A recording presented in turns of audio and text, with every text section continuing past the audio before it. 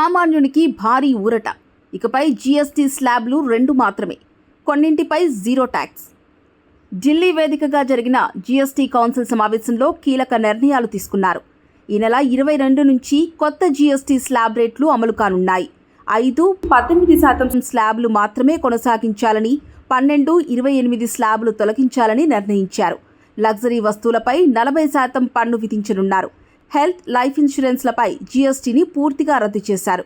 సమావేశం అనంతరం ఆర్థిక శాఖ మంత్రి నిర్మలా సీతారామన్ మీడియాతో మాట్లాడారు. నెక్స్ట్ జనరేషన్ సంస్కరణలకు ప్రధాని మోదీ శ్రీకారం చుట్టారు. పేదలు, రైతులను దృష్టిలో పెట్టుకుని నిర్ణయాలు తీసుకున్నాం. సామాన్యులు వాడే వస్తువులపై జీఎస్టీ బాగా తగ్గించామని నిర్మలా సీతారామన్ చెప్పారు. వ్యవసాయ, వైద్య రంగాలకు ఊరట కల్పించేలా నిర్ణయాలకు ఆమోదం తెలిపినట్టు చెప్పారు.